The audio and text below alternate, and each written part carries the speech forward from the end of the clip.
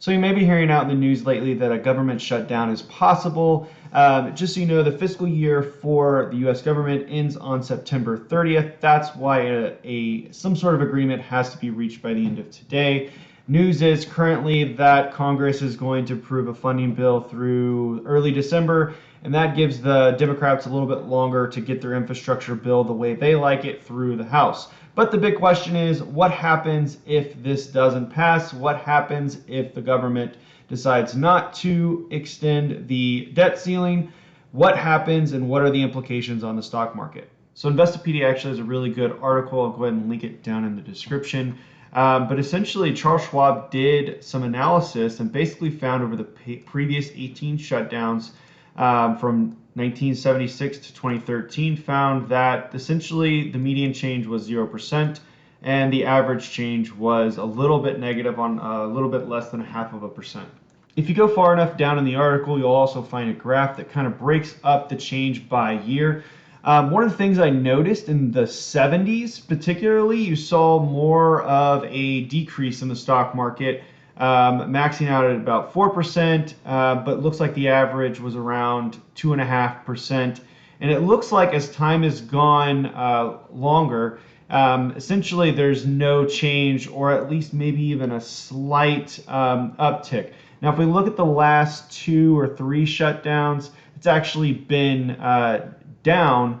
And if you look between 18 and 19, there's actually a 10% gain. Now, a shutdown would be bad for those who are furloughed, those whose actual jobs are impacted. A lot of government actually stays open, but several people definitely get furloughed. Now, what I've seen in my career is that when furloughs happen, those folks usually get back pay. So there's a temporary struggle, especially for those living paycheck to paycheck, but the ripples on the economy are very, very slight. The real thing you need to worry about is not necessarily the government shutting down, it's the US government going into default. While the probability of this, in my opinion, is extremely, extremely low, it's never happened in the history of the US government. We do have extraordinarily high debt levels. There is a very political nature in Washington. I don't believe anybody wants to see, but on both sides wants to see this outcome, because it will be very detrimental to jobs, the stock market, the value of the US dollar, the standing of the US dollar, and anything tied to the US dollar is going to take a massive, massive hit. And so politically, I don't believe this will be allowed to happen, at least from a political perspective. There will definitely be, in my opinion, a lot of chatter. There's every single time we go through this, people talk about default, people talk about what will happen in the case of default, and frankly, the outcome is terrible. If that happens, money invested in the stock market's going to go down. Asset values will probably, some asset values may go up, but in general, the U.S. economy will struggle greatly, because the value of the dollar will be even lower, because it will be really a lot of the value of the U.S. dollar comes from it's backed by the U.S. government's word.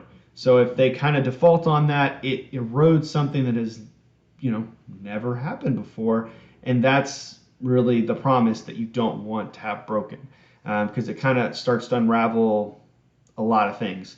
I think it's really important to restate this. The likelihood of default of the U.S. government is extremely, extremely low. It's never happened before. And the other thing I just want to say is I'm not making any moves off of government shutdowns or possibility of default. I think a lot of this is just noise. The government, media likes to portray this. It's kind of one of those fear tactics. This happens regularly here now, it appears. And like I said, neither political party wants the outcome of default, which would be detrimental for both parties. Anybody with U.S. assets, U.S. dollar, it would be terrible. You just got to know that there's a lot of noise in the media. There's a lot of financial news out there. There's a lot of fear that's constantly being thrown out.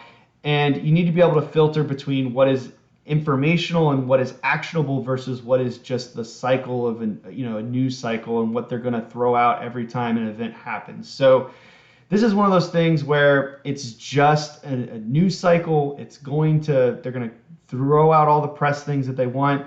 There's nothing actionable here that an investor can really go off of. Now, if you are a short-term trader, sure, you can play off some fears, maybe some certain plays out there that you may be able to take advantage of.